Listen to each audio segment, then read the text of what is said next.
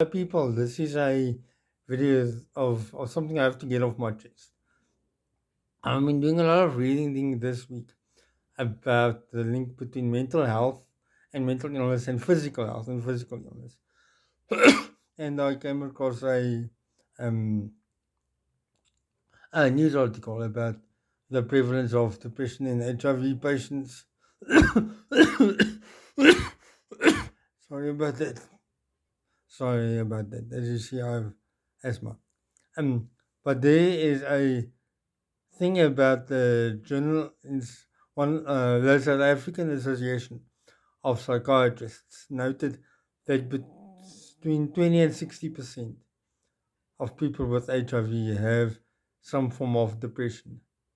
And it's easy to see why. You've just gotten HIV AIDS, or HIV at least, as a diagnosis. Great. Yeah, let me do backflips. I then did a deep dive into the link between multiple sclerosis and suicide ideation.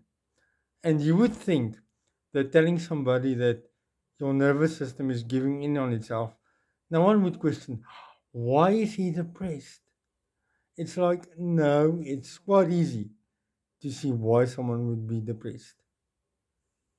There is actually a psychiatrist who went on and said further research has to be done. I don't think so. I think it's pretty obvious. If you were to choose between not having it and having it, I think most of us would choose to not have it. And then I've also been thinking about the link between cancer and depression. And there is a social worker who talks about this. And she says a third of her clients are having massive suicide ideation, massive depression. And it's easy again to see why. You've just gotten a diagnosis of cancer. The reason I bring this up because I've had my physical health issues.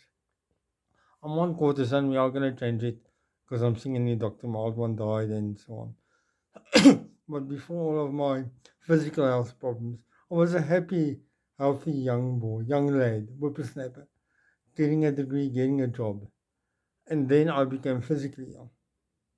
Couldn't walk, having asthma attacks, walking 60 meters, 240 feet. And then my mental health took a tanking as well. I'm now fully on antidepressants as well. Because fuck, this sucks. I'm also having to, during this time, to face up to my own death. So I'm also having an existential crisis. And that's fun. Because it's easy to believe your life has meaning and purpose when everything in your life is going well. And to make death an unfounded rumor when you're fit and healthy. But when it's shoved in your face, it's not fun. I say this because the suicide rate amongst the elderly globally is the highest.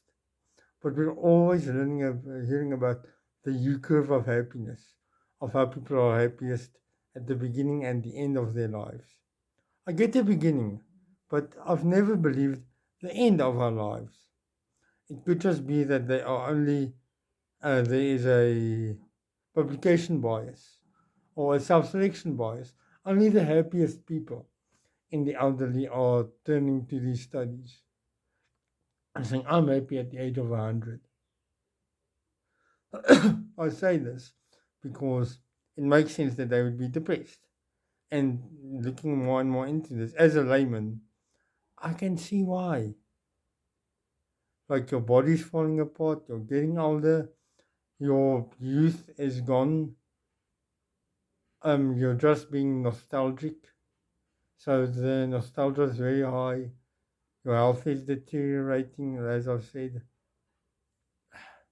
Don't come and tell me this BS of they are happy now. Don't. Don't. It just makes no sense.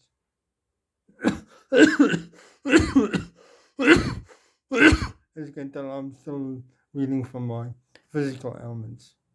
But I'm getting mental health now, help now. I'm also wondering what I should do as a job. Even as a child, that question freaked me out. But I have to sort this physical health out, then get a degree, then get a job. Maybe this is also why I started YouTube. Maybe I can monetize some of this. I don't know.